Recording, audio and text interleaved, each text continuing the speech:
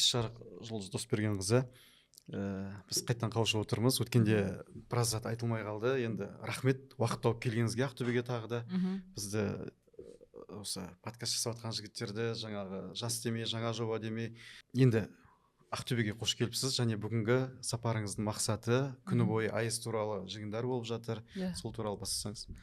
Өзіңізге белгілі 6 қазан күні Қазақстан халқы референдум өткізеді. Мемлекет басшысы осындай экономикамыз үшін, энергетика сала үшін маңызды шешімді халықтың өзі қабылдасын деп референдум ұсынған болатын.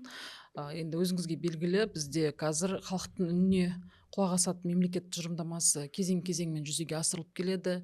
Әркім әрқалай айтуы мүмкін, бірақ біз бұған дейін референдум алдағы өткен 30 жылдықта 2 рет болған.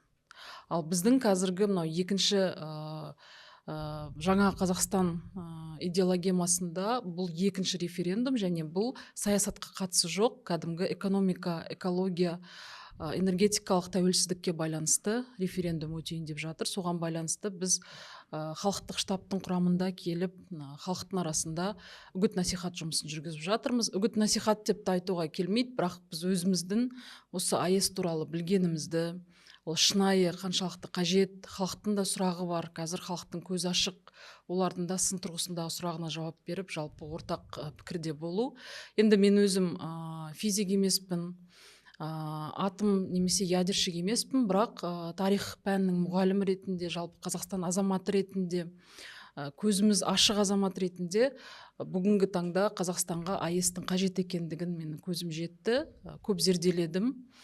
Әлемнің алпауыт мемлекеттері, мысалы Америка құрама штаттарында қазір 94 АЭС жұмыс жасап тұр. Бізге жақын Қытайда 56, ал неде Францияда да 56 АЭС жұмыс жасап тұр. Егер сондай зияны болса, сондай қауіпті болса, экологияға соншама жаңағыдай зиян келтіретін болса, онда бұл мемлекеттерде неге АЭС жұмыс жасап тұр?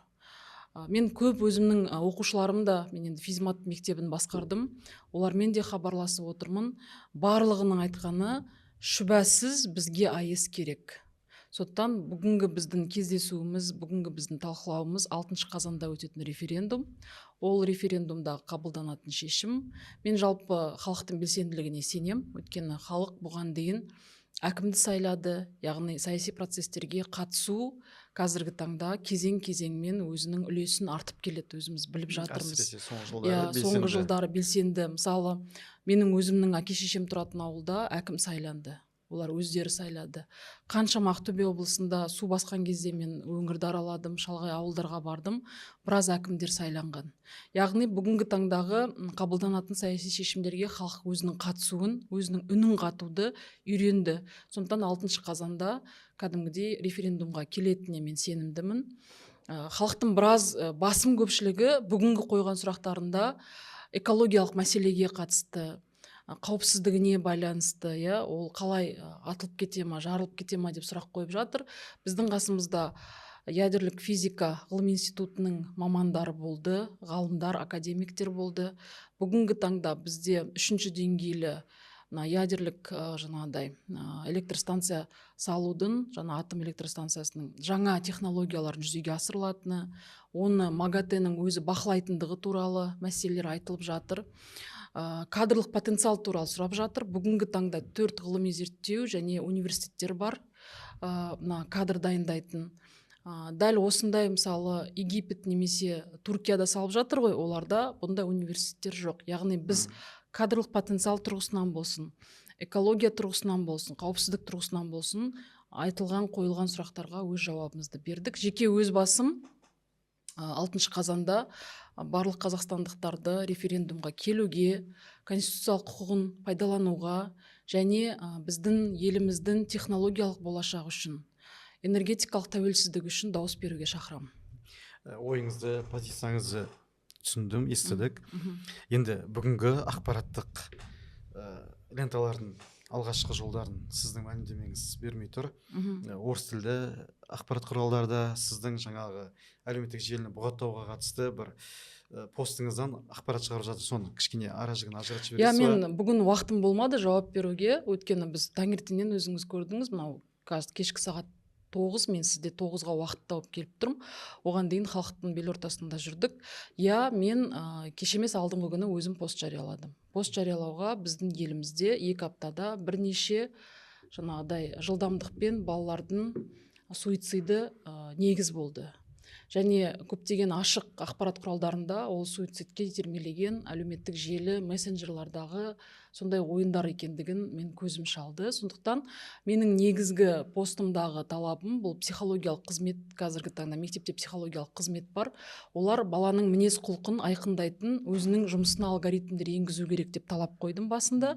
Және екінші талап әрине ашық ақпарат көздерінде айтылып жатқандай мессенджерлар мен әлеуметтік желілер осындай балалардың разрушительный контент дейді ғой, яғни мінез құлқына, әлеуметтік жаңағыдай эмоционалды мінезіне кері әсер ететін контентті таба білсе, оларда самогигиена деген өздерінің функциялары бар. Сол функцияны қосып бірден жойып жіберетін, ол ойындар басталған кезде бірден ішкі істер министрлігіне хабарлайтындай өздері балалар контентіне қадағалауды күшейтсін деп айттым. Екінші мәселе, егер олар өздері күшейтуге жаңағыдай қолдарынан келмей жатса, онда мемлекет болып, қоғам болып біз осыны талап етейік. Осындай балаларға кері әсер ететін мессенджерларды, әлеуметтік желілерді бұғаттау. Бұл жерде мен өзім әлеуметтік желінің белсенді қолданушылардың бірімін. Мені халық таныса, бұл әлеуметтік желілердегі белсенділігім арқылы танып отыр. Сондықтан мен өзім әлеуметтік желіні бұғаттауға өзім қарсымын. Өйткені әлеуметтік желі арқылы біз ой, пікір плюрализмін көріп отырмыз, оны насихаттаушымыз. Жалпы әлемде онлайн демократия деген ұғым бар. Онлайн демократия Қазақстанға осы әлеуметтік желілер арқылы келгендігін сіз де біз де білеміз, ол бүгінгі күннің шындығы. Сондықтан мен нақты өзімнің позициям айқын. Менде постым қазақ тілінде анық жарияланып тұр. Маған да ол жерде орыс тілді оқырмандар жазды, мен оған енді түнгі сағат 1-де жауап бердім. Мен уақыт тауып жатсам, әрине жауап берем. Менің позициям баланың қауіпсіздігі.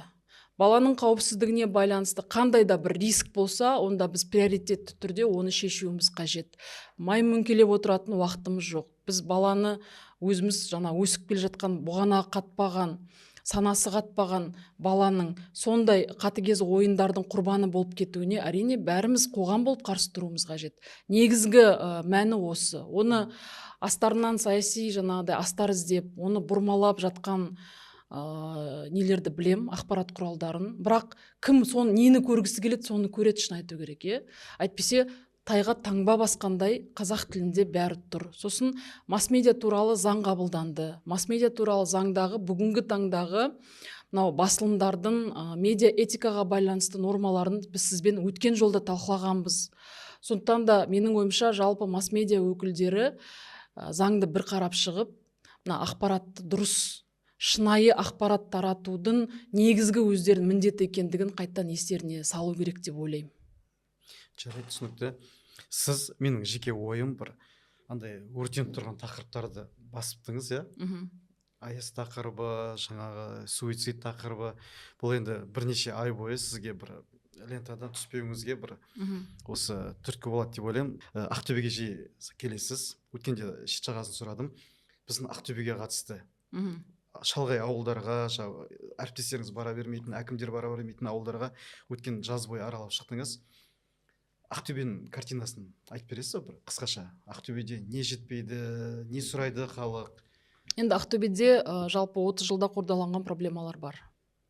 Ол проблемаларды бөліп жіктеуге болады. Ол әлеуметтік проблемалар, ол адам өмірінің сапасына арналған су, ауыз су, жол проблемалары, ол білім мәселелері, білім инфрақұрылымы, осылай жіктей беруге болады. Бірақ ол мысалы бүгінгі биліктің немесе соңғы 5 жылдағы биліктің проблемасы емес, ол 30 жыл бойы қордаланған проблемалардың бүгінгі таңдағы салдары ғана.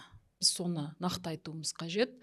Мен өзім Ақтөбе облысының тумасы болғандықтан 7 шақырылымға сайланған кезде мен Алматы қаласынан праймеризбен сайландым. Ол кезде мен Алматы қаласына сайланған депутат ретінде сол жаққа еңбек еттім.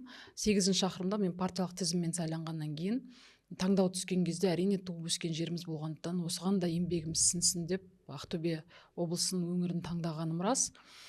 Біз оқыған кезде, мысалы, мен Ақтөбе облысы Шалқар ауданы Бершүгір станциясының қазақ орыс орта мектебін тәмамдадым.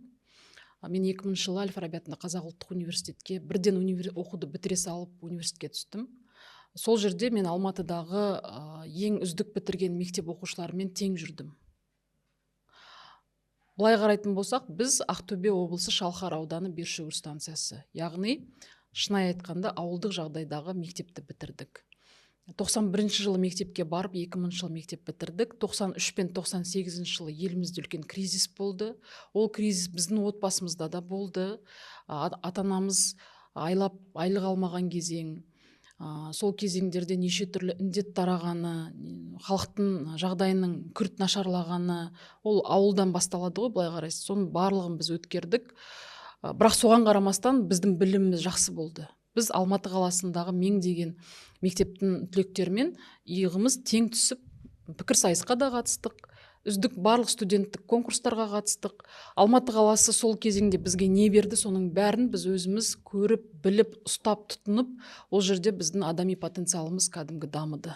Сондықтан мен сол кезде, мысалы, біздің ауыл мектебінің баласы именбей Казгуге өзі оқуға түсіп, Алматының мықты деген мектептің оқушыларымен тең түсетін жағдайда болды. Ал соңғы 2018 жылдағы пизаның көрсеткіші нені көрсетті? Павлодар қаласының ауыл мектебінен Ақтөбе облысының қала мектептерінің білім сапасы 3 есеге төмендегенін көрсетті.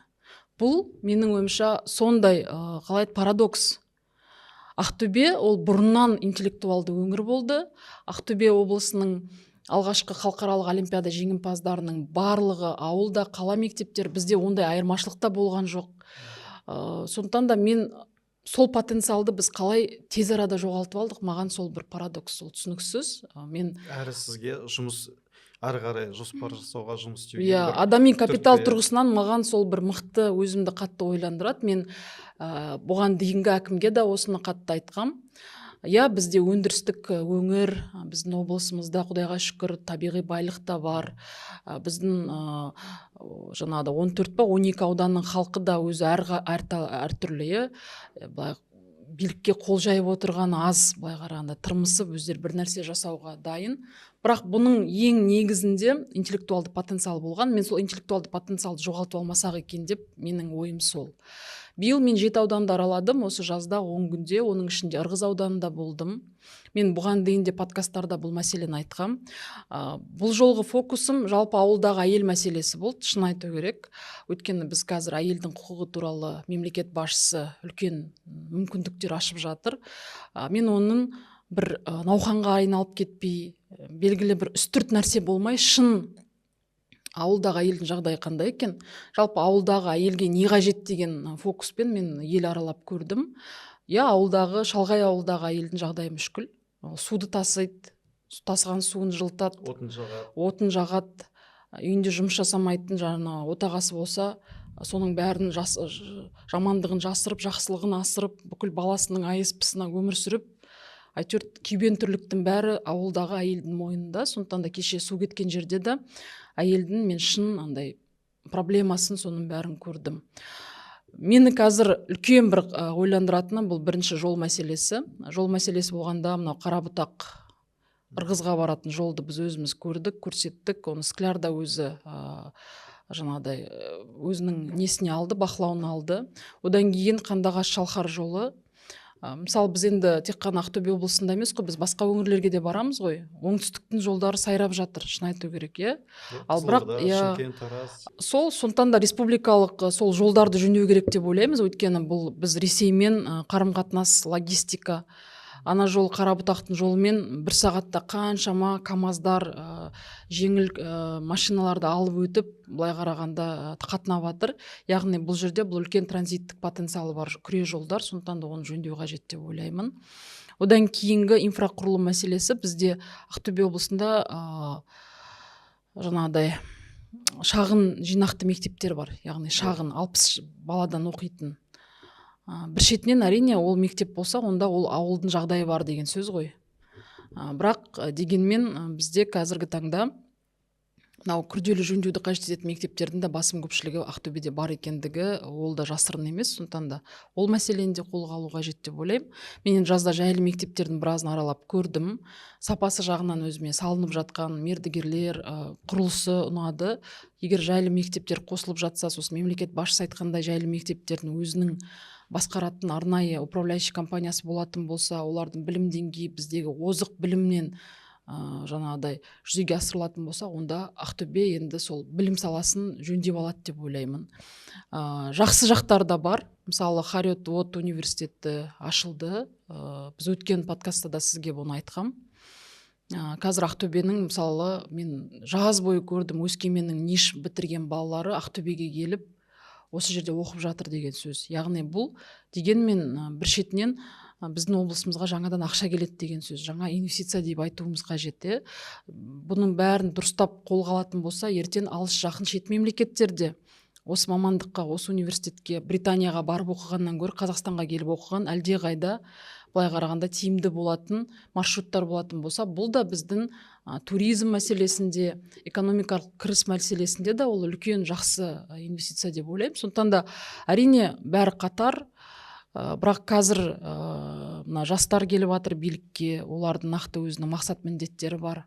Қиналып жатса да, әйтеуір күндіз түні тынбай жұмыс жасап жатыр. Сондықтан мен енді өзімде бір үміт бар. Жұлдыз Досбергенқызы, мен сіздің парақшаларыңызды қарап шықтым. Сіз өте белсендісіз, Инстаграм болсын, YouTube каналда видеолар салып отырасыз. Жалпы осы Инстаграмда сізге халық дайректке жазып жата ма мәселелерін? Және мәселелерге өзіңіз жауап бересіз бе? Менеджер арнайы ондай жоқ шығар, өзіңіз? Мен негізі бұған қатысты өзім бір видео арнағам. Мен басында жауап бергім келген, бірақ маған күніге 3000-нан астам хат келеді.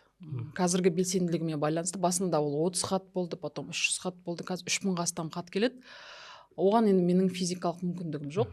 Сондықтан да мен бәріне айтам, өтінішті ашасыздар, мәжіліс парламенті деп Сүлейменованы тауып аласыздар, өтінішке жазасыздар. Өтініш дегеніміз бірден келген бетте оны мемлекеттік органдарға жөнелтуге байланысты өзінің мәртебесі бар.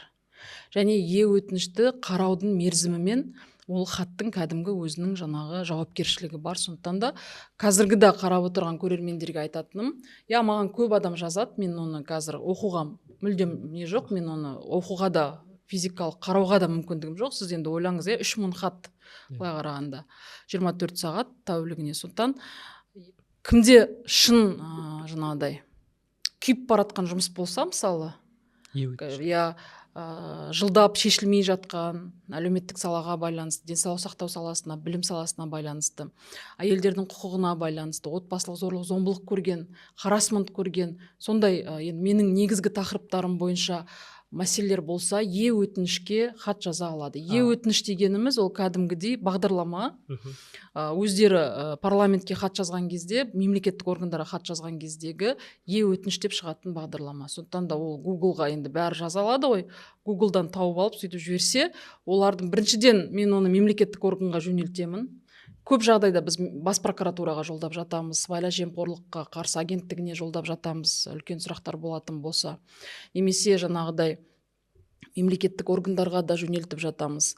Егер бүгін ертең шешілетін болса, онда денсаулық сақтау министріне тікелей хабарласып, мына хатты мен жіберіп жатырмын, мынау қазір жіберем, бақылауыңызға алып шешіңіз дейтін болса, ол да мәселелер бар. Сондықтан да ең тиімді әдісі бұл өтініш. Бірақ әлеуметтік желі сіздің ойыңызша халық пен биліктің арасында бір көпір бола алады, сенімділік таныту. Әлеуметтік желі бұл онлайн демократияның орнығуының жаңа механизмі, жаңа құралы.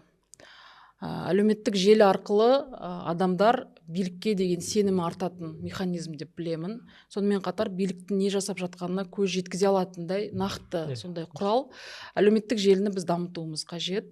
Мен енді өзімде әлеуметтік желінің белсенді былай несі болған жоқ. Мысалы, біздің депутаттардың арасында өте белсенді жаңа инфлюенсер депутаттар да бар, былай қарағанда, олар о бастан. Мен ең басында, мен 2014 жылы ма или 2010 жылы ма аштым. 2000 адам, сол менде бір 10 шақты жыл тек қана 2000 адам болды. Мен әйел құқығы туралы заңды қорғап бастаған кезде маған 9000 жазылды адам. Соның 2000-і белгілі бір уақыттан кейін кетіп қалды да 7000 қалды. 7000-мен біз 6 ай жүрдік. Бірақ кейін бір менде андай не бала бастады да, мен бүгін мына сенатқа барып мына бапты қордағадым. Сенат маған мынандай сұрақ қойып жатыр. Мына бапқа байланысты сіздің ойыңыз қандай? Сосын бізде былтырғы жылы өте белсенді 100-ден астам заң қабылданды. Сол заңдардың ішінде менің өзімнің де нормаларым болды, сүйінші сұрайтын нормаларым болды. Мен соны айта бастадым. Содан кейін маған бір дегенде 20 мыңға дейін маған келді. 20 мыңнан 40 мыңға дейін жетуге кәдімгідей уақыт керек болды, контент керек болды. Бүгінгі таңда менде Инстаграмда 45 мың, Ютубта 79 мың, сосын ТикТокта да 80 мыңға жуық жазу оқырмандарым бар. Ол менде үлкен команда жоқ, ол жеке өзімнің. Сосын менің жолдасым ол саяси технолог, ол кісі көмектеседі, ол маған енді үнемі консультация береді, ақыл кеңесін беріп отырады. Біз ол енді сол саланың нақты білгір маманы болғандықтан сөйтіп бұл ортақ, және ол жерде мен жарнама жасайын деп жатқан жоқпын. Әлеуметтік желі арқылы мен қаражат табайын деп жатқан жоқпын. Әлеуметтік желі бүгінгі депутат ретіндегі менің жұмысымның бір көрсететін құралы болып тұр. Ол құралды неге пайдаланбасқа? Сондықтан мен әлеуметтік желінің күшіне сенемін. Менің ойымша 9-10 шақырылымдағы депутаттардың басым көпшілігі, олардағы әлеуметтік желідегі белсенділігі ол негізгі көрсеткіштерінің бірі болатындығын мен сеніммен айта аламын. Идеологияға қатысты сұрақтар бар, ішкі саясат, басқармалар болсын, бөлімдер болсын, қыруар ақша бөледі, 100 миллиондаған ақша, миллиардтап бөліп жатыр. Кезінде рухани жаңғыру деді, халықтың санасына ықпал етеміз деді. Енді менің субъективті пікірім, балалар бірін-бірі сабап жатыр.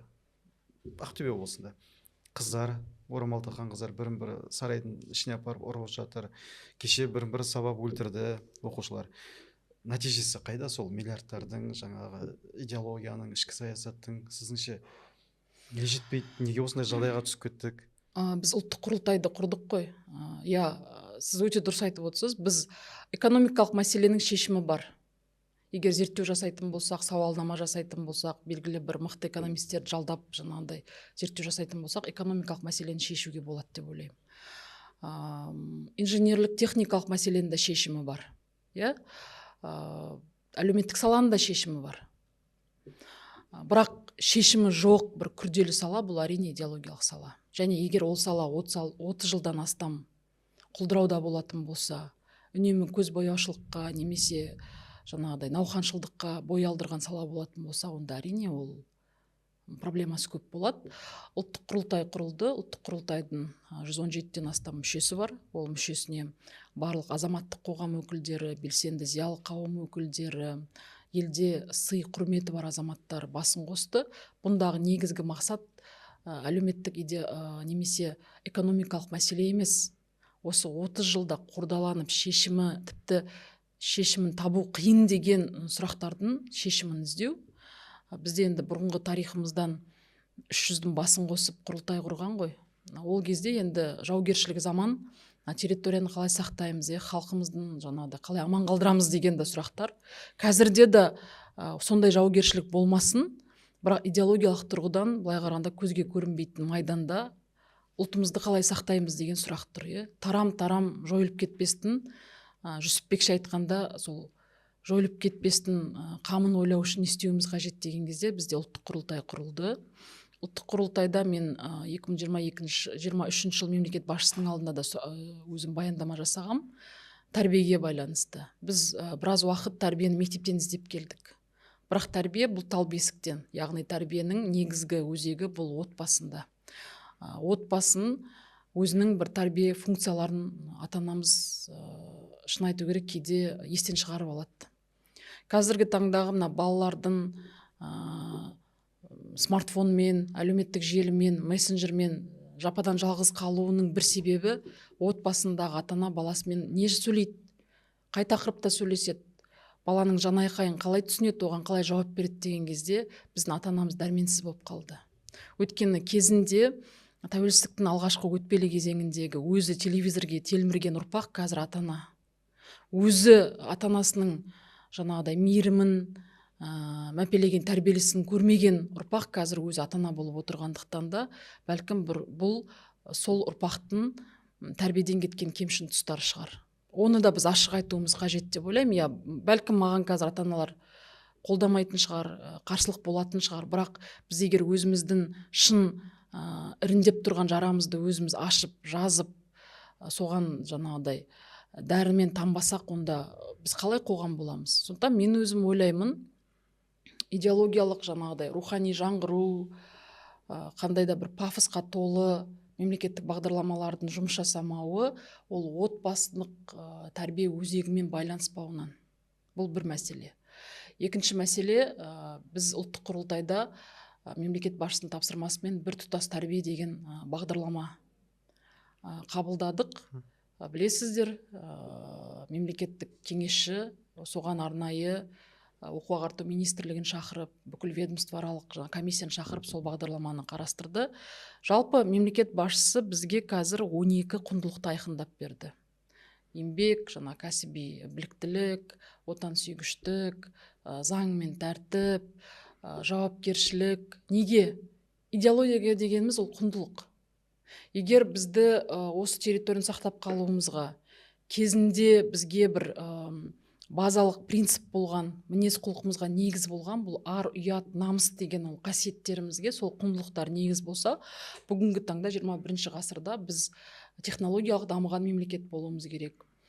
Бізде адал адам, адал еңбек және адал еңбекпен тапқан адал табыс деген сондай бір шетінен категориялар философиялық, бірақ бір шетінен біздің өміріміздің айнымас принциптеріне осындай құндылықтар қажет болды. Сондықтан біз ол жұмысты енді бастап жатырмыз. Бірнеше ұрпақ өсіп кетті. Бірнеше ұрпақтың өзінің құндылығы бар. Бірнеше ұрпақ осы Қазақстаннан өте жақсы білім алып, Қазақстанның бүкіл бар мүмкіндігін пайдаланып қазір басқа елдерде.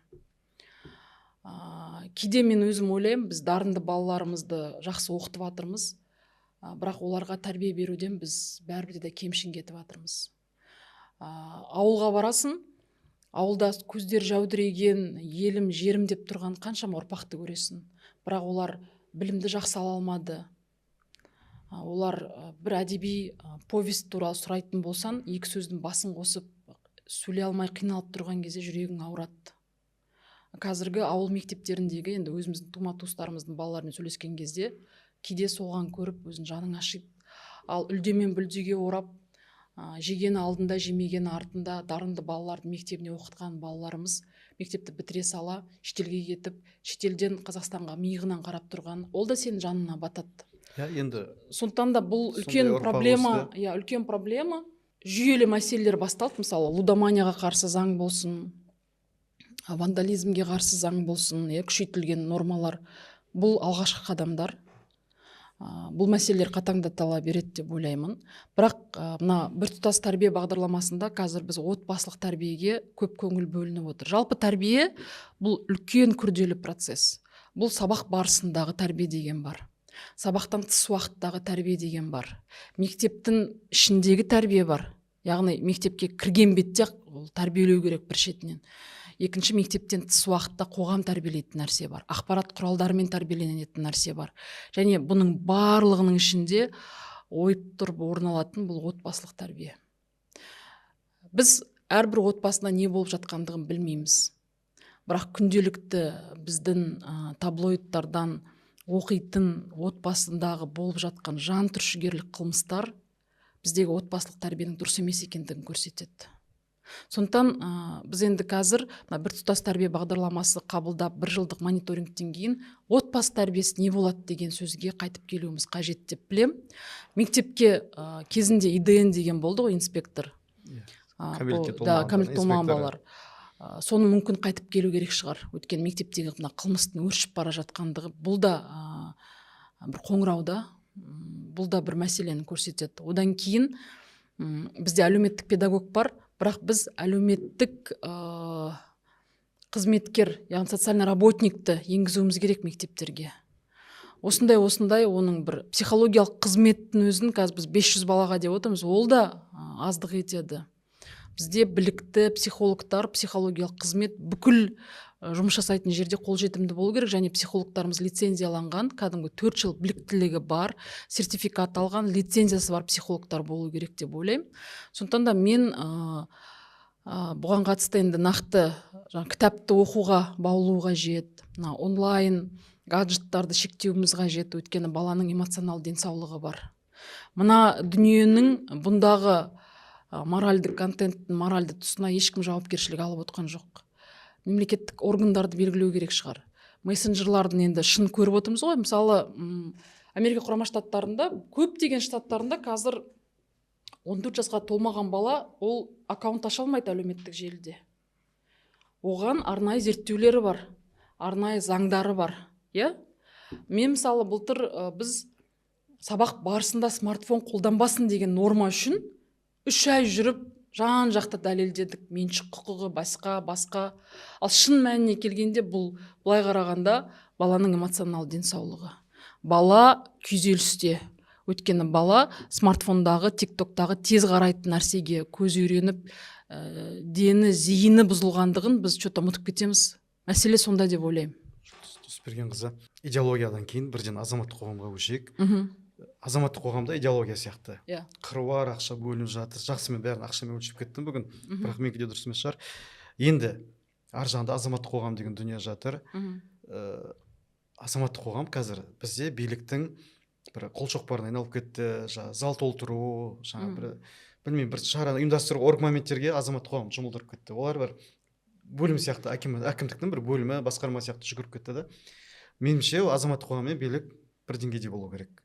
Сосын азаматтық қоғам бір жақсы ойлар ету керек, зерттеу бар, ұсыныс бар, басқа бар.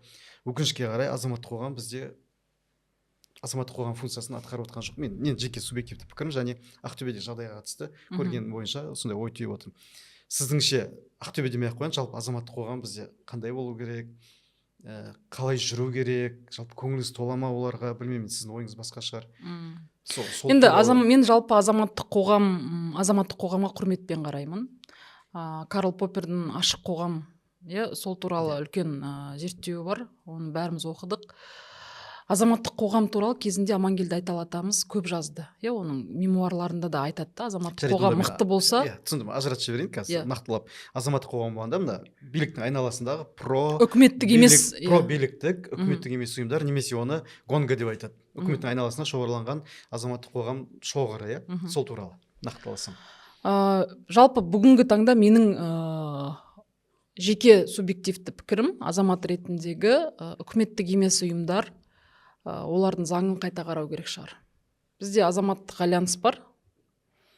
Біз олардың жылына бір рет форумын білеміз. Әртүрлі мәселелер көтереді, оны да білеміз. Ұлттық құрылтайда олармен кездесіп жатамыз.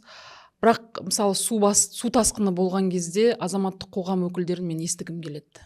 Бұдан бөлек те көптеген проблемаларда азаматтық қоғам өкілінің кәдімгі конструктивті ұсынысын естігім келеді.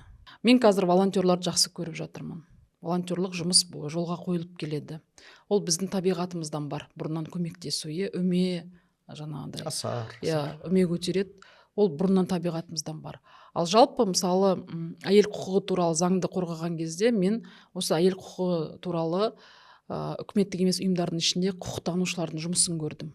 Бірақ ол жерде үкіметтік емес ұйымдардың ішінде ассоциациялар, қаншама ассоциациялар бар, мемлекеттен қаржы алып жүрген, грант алып жүрген, былай қарағанда. Бірақ бір зерттеу сұрасақ, Эберт қорының зерттеулерін ғана мен көрдім. Менің білуімде де барлығын шетел зерттеп беріп отыр. Сол зерттеулерді ғана көрдім. Бір шетінен ол сол идеологиялық тұрғыдан әрине бұл менің ойымша бұл мәселені біз қайта қарауымыз қажет. Бізден критериян. Сондықтан мен бұның барлығын жаңағы құқықтық арнада қарастырғым келеді. Біз алдында сенаторлармен да осы ақылдасқан кезде осы үкіметтік емес ұйымдардың заңын бір қарасақ деген өзімізде ой болған. Қолымыз жетпей жатыр. Заңның арнасында біз критерийін қоюымыз қажет деп ойлаймыз. Сен мемлекеттен грант алдың ба, онда сен зерттеу жаса. Ол зерттеу тіпті андай бір қиын сонда зерттеу болмай-ақ қойсын, бірақ кішкентай ғана локалды ұйым үшін ол пайдалы болсын. Мысалы, әйелдердің саясатқа бару бойынша, мысалы Ақтөбе облысындағы әкімдікке әйелдердің түсіп сайлану туралы. Мен ондай зерттеу көрмедім. Үкіметтік емес ұйымдар осындай зерттеулер жасасын. Келесі ретте сайлауға түскісі келетін әйелдер үшін ол белгілі бір рекомендация дейді ғой, ұсыныс ретінде пайдалы дүние болсын егер сен мемлекеттен қаражат алсаң. Мен солай көремін, бірақ мен енді мынау қаражат алды деп фактым жоқ. Бұл мәселе енді менің нақты бір мәселем емес, зерттеп жүрген мәселем болмағандықтан ештеңе айта алмаймын. Бірақ мысалы біз отбасылық зорлық зомбылық туралы заңды қарастырған кезде осы отбасылық зорлық зомбылық біздің экономикаға қанша шығын алып келеді деген менде бір сұрақ туындады. Әлемде бұл зерттелген. Әлемде әрбір үшінші әйел жыныстық немесе физикалық зорлық зомбылық көрген дейді, және ол әрбір мемлекетіне тиын тұрғысынан қанша шығын болатындығын адами капитал тұрғысынан зерттеген. Мен осы мәселені біраз ақтардым, тек қана Эберт қорының зерттеуі бар екен. Және сол зерттеулердің енді ұсыныстарын қарайтын болсақ, мысалы бізде қазір мына балалар зорлық зомбылық көрген отбасы бар ғой, біз енді әйелді ғана қарап жатырмыз ғой, оның қасында бала бар ғой, сол зорлық зомбылық көрген. Сол балаға реабилитациялық бағдарламалар қабылдау, сол баланы қоғамға қосу, оның психологиялық жағдайын қайта келтіру деген кезде жақсы ұсыныстар бар. Сондықтан да сол тұрғыдан келсек, бәлкім біз құқықтық арнада қайтан қарастыруымыз қажет. Бір подкастта айтып қалып едіңіз ғой, әйел адамдарды көбінесе облыс әкімі ретінде көп адам көре алмайды. Сондай бір стереотиптер бар деп қалыптасып жатқан. Әйел адамдардың билікке келуінде қазір қолдап жүрсіз, осы тұрғыда қандай жұмыстар атқарылып отыр? Білуге бола ма сол туралы? Енді жалпы бізде байтал шауып бәйге алмас деген сондай стереотип бар. Жалпы әйелдердің саясатқа келуін бізде бір сондай бір тежеушті, оны стеклянный потолок дейді да, бірақ біз үшін ол цементный потолок сияқты, мен өзім солай ойлаймын. Облыс әкімдері тарихта бір-ақ рет қана болды, ол да сондай бір үлгі жаңағыдай бір артында із қалдырды деп айта алмаймыз. Немесе қазір аудан әкімдері қанша дейтін болсақ, ол да саусақпен санарлық. Қазіргі үкімет мүшелері бір қолдың саусағымен санап береміз, былай қарағанда.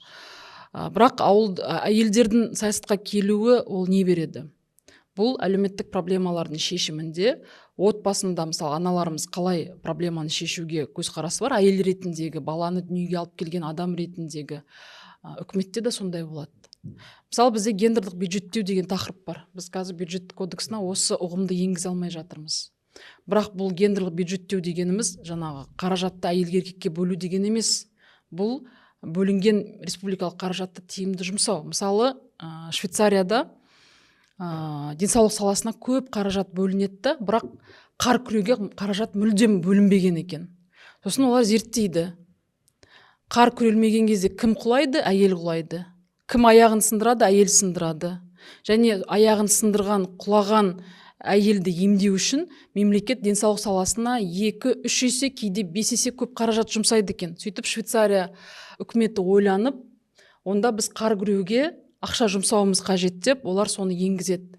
Сөйтіп қар күрегеннен бастап әйелдер құламайды, сәйкесінше денсаулық сақтауға кеткен қаражат енді басқа салаға кететін болады. Біз осы гендерлік бюджеттеуді енгізу үшін қазір бізде бір қарсылық бар, және бір стереотипті сондай ой бар.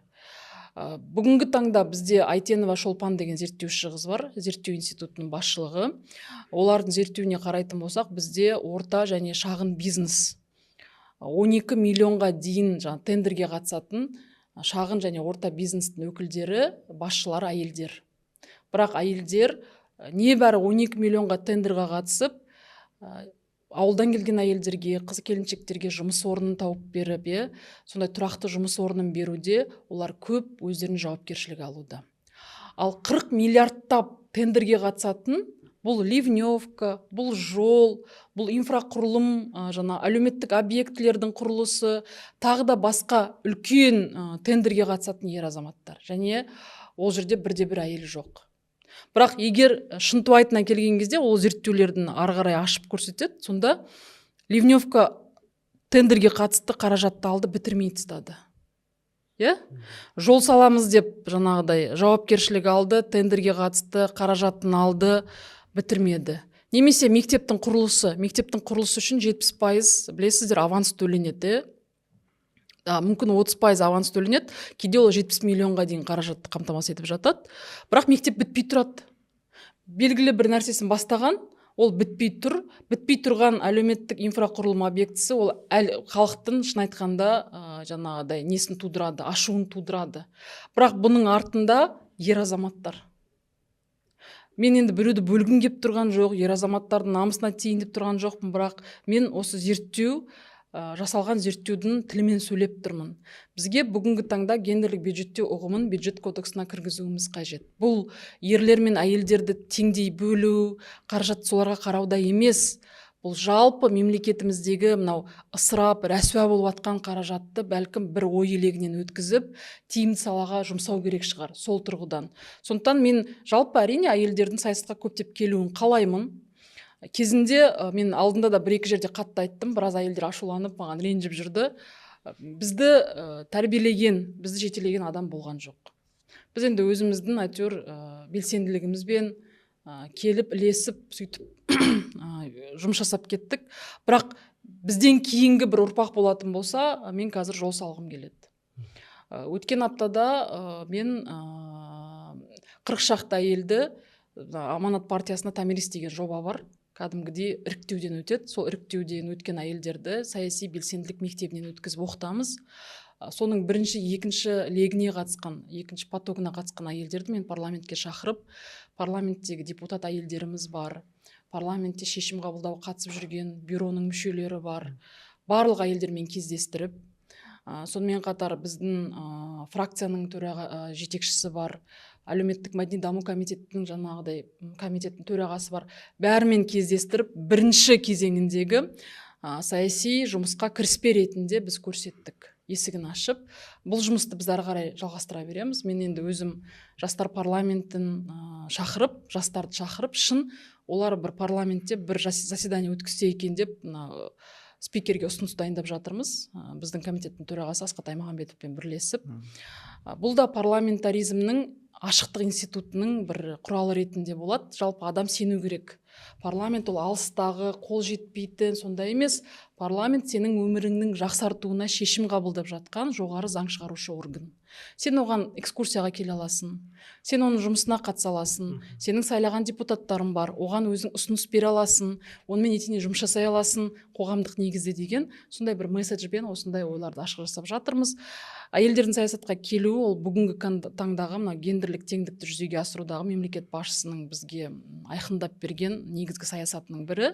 Сондықтан белсенді әйел болса, біліміне сенімді болса, біліктілігіне сенімді болса, келсін, қатыссын. Кеше Роза Әшірбаеваның оқырмандарының арасында эссе жазып, парламентке барған оқушылар. Оқырман бар, оқырмандар, оқушылар емес олар. Олар оқушылар емес, олар 3 оқырман. Біз қазір Teach for Kazakhstan деген жоба бар. Ол жоба ауылдағы әлеуметтік жағдай аз қамсыздандырылған, өте алшақтық өте жоғары жаңағыдай әлеуметтік жағдай төмен отбасыларда балалар оқитын мектептерге барып, сода сенім ұялату, жақсы білім, сапалы білім беру, қала мен ауыл мектептері арасындағы алшақтықты азайтуға арналған жоба. Сол жобаның маған қазір басшылары хабарласып жатыр. Біз сондай ауылдағы балаларды шақырып парламентте біз дебат өткізгіміз келіп жатыр. Неге? Жалпы кедейшілік, әлеуметтік аз қамсыздандырудың 3 факторы бар. Біріншісі ол экономикалық фактор. Айлықтың жоғары болуы, төмен болуы. Екінші, отбасының толық болуы, толық болмауы, көп балалы болуы. Ал үшінші мәселе ол мына жерде тұрған сенім мәселесі. Сол үшінші бір шетінен өте қиын, күрделі сенім. Бірінші өзіне сену керек адам.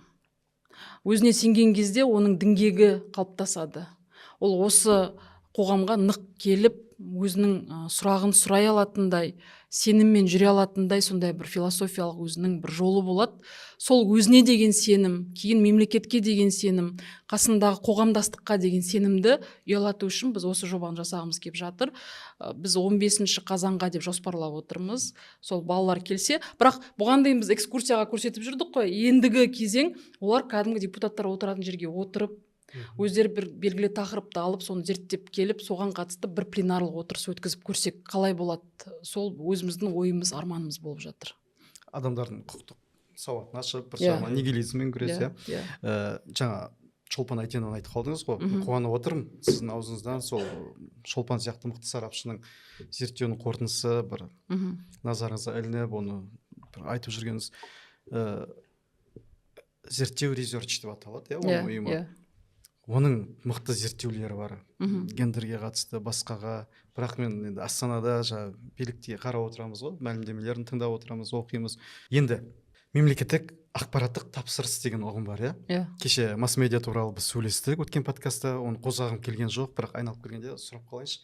Жаңа идеология сияқты, онда да жақсы қолдау бар, бірақ өкінішке қарай, бүгін сіз көтерген АЭС мәселесі, жаңағы биліктің жұмысын көрсету, халықты жаңағы сауаттандыру, саяси болсын, экономикалық жағынан, менің қарным ашатыны мемлекеттік ақпарат құралдары жылына миллиардтап алып отыр. Өкінішке қарай олардан мен ешқандай отдача күтпеймін. АЭС-ті мысалы мен қарап отырдым, неге мемлекеттің саясатын жүргізетін болғаннан кейін неге ол ақпарат құралдарында жарқын бір дәйектер, сіз айтқан бір аргументтерді неге көрсетпеді? Басқа Жапонияны болсын, Қытайды, ешқандай мен Ақтөбедегі ақпарат құралдарында көрмедім де. Бұл жерде бір реформа керек па? Кешегі масс-медиа туралы заңда сол мәселе тек енді ақпараттық саясат деген түсінік болды, плюс ақпарат тендер, мемлекеттік тендер, мемлекет тапсырыс деген болды. Бұл жерде бір қандай ойдасыз? Жоқ, енді мен өзім мемлекеттік ақпараттық тапсырысқа біз жыл сайын көп ақша жұмсап жатырмыз. Өте көп. Бірақ идеологиялық ақпараттық салада біз үнемі жеңілістеміз. Мені басқа жаққа бөлмеске? Мені қынжылтатыны да, ойландыратыны да осы мәселе. Масс-медиа туралы заңда мен бірнеше медиа саласындағы азаматтық қоғамдастық өкілдерімен бірнеше норма әзірлегем. Оның ішінде мемлекеттік ақпараттық тапсырысты жүзеге асырған кезде Мәдениет және ақпарат министрлігі, осы ведомствоның жауапты жаңағы министрі парламентке жылына бір мәрте келіп есеп беру туралы нормалар болған. Сосын мемлекеттік ақпарат тапсырыстың бағыттары қандай болады, критерий қандай болады, біз оның бәрін жазып бердік. Бірақ біздің консолидированный дейді ғой, шешіміміз министрлік өзі арнайы жаңағыдай ереженің деңгейінде шешетін болып келісті. Бірақ біз бүкіл механизмдерін жазып бердік. Әрине, уақыт өте келе мемлекеттік ақпараттық тапсырыстың ашықтығын қоғам талап ете бастайды. Бүгін мен сізге келіп АЭС туралы, АЭС-тің экономикалық қажеттілігі туралы айтқан кезде сіз өзіңіз айтып отырсыз, біз де бұны іздеп отырдық. Бұған қатысты қаражат алған, ақпарат алған азамат, жаңағыдай масс-медиа өкілдері, ақпараттық тапсырыс алғандар, олар зерттеу керек еді. Тығылып, мәжбүрлеп, жаңағы референдумға дауыс беріңдер деп. Ондайдың қажеті жоқ. Халықтың көзі ашық, түсіндіру керек. Мысалы, Қытайда жұмыс жасап жатқан АЭС, немесе Америка құрама штаттарында 94 АЭС, ол 9 АЭС емес, ол 50 АЭС емес. Яғни бұл қажеттілік деген сөз. Біз тіпті инвестициямызды кейбір инвесторлар бізге келмейді. Өйткені бізде энергия көзіне тапшылық өте жоғары. Кейбір заводқа барып қалсақ, мысалы, Алматыдағы біразы өзінің мощностьнан, қуаттылығынан жарты есеге төмен жұмыс жасап жатыр. Неге? Өйткені энергия тапшылық жоғары. Біз соны ашық айтып көрсетейікші, болды, халық өзі түсінеді. Халық барады, осыны жасайды. Әрине, бұны дөп басып айту қиын, бірақ мемлекеттік ақпараттық тапсырыс ашық болу керек. Мемлекеттік ақпараттық тапсырыс мемлекеттің идеологиясына, мемлекеттің ақпараттық қауіпсіздігіне жұмыс жасау керек деп ойлаймын. Және бақылау болу керек деп ойлаймын. Көп рахмет сізге, еңбегіңіздің жемісін көріңіз. Ақпараттық, жаңағы депутаттық шайқаста тек сәттілік беремін. Жоқ, мен шайқас деп ойламаймын. Жақсы мағынада. Жақсы мағынада. Мен енді кейде сынаймын, кейде министрлер алдымызға келеді, кейде сынайтамыз. Министр өкілдерімен сіз пікірталасыңыз. Пікірталасып жатамыз, пікір айтып жатамыз. Шын айтқанда, кейбір адамға ол ұнайды, кейбір адамға ұнамайды. Бірақ енді біз ұстазбыз ғой. Қоғамда бір ақыл айтатын адам болса, ол ұстаз айту керек деп ойлаймын. Мен қоғамдағы ұстаз ретінде, парламентке келген мұғалім ретінде, ұстаз ретінде мен өзімді пікірімді ашық айтамын. Және кез келген мемлекеттік билікте жүрген азамат, ұстаз сын айтып жатса да, ұстаз ақыл айтып жатса да, нақты аристократ ретінде оны қабылдау керек деп ойлаймын. Мысалы, Ұлыбританияның саясатын қарайтын болсақ, олар өздері, мысалы, Итон колледжін бітірген премьер-министрлері өздерінің ұстаздарын жақсы сыйлайды. Олар кез келгені ұстаздың айтқан сынына төтеп береді және оны қабылдайды, жөнделеді. бізде сол қоғамдағы ұстаз айтқан мәселеге кез келген адам жаңағыдай тыңдап содан бір ой түйіндеу керек деп ойлаймын. Мен сізге табыс тілеймін, сәттілік тілеймін. Бұл белгілі бір не емес, мен жалпы өзім ашықпын, пікірімде ашықпын. Я, біз кезінде енді саяси тәжірибе жинаған кезде да оны мойындаймын. Кейде қорқатын кездер болады. Мына тақырыпқа не деп айтып қалам, тосыннан қойған сұраққа қалай болады деп шын. Кейде енді өзін былай ойланатын тұстар болады ғой, бірақ соған қарамастан біз бірге өсіп келеміз, бірге тәжірибе жинақтап жатырмыз, дамимыз. Қоғамда біз алғашқы мынау мұз жарғыш ретінде, әйел саясаткер ретінде үнімізді халық көбірек естісе деген пікірдеміз. Сондықтан да шақырғаныңызға рахмет. Астанаға келіп жатсаңыз, Астанада да подкаст жасайық. Өткен жолы біз Астанада подкаст жасадық, оның сапасы енді Асқарға ұнаған жоқ. Сондықтан ол маған айтты, Ақтөбенің студиясын келіп көріңіз, Ақтөбенің студиясы мықты, сапалы деді. Сондықтан біз бүгін келдік. Сол амандық болсын. Ең бастысы амандық. Бүкіл проблема шешіледі. Идеологиялық мәселеге де қазір көзқарас қалыптасып келеді.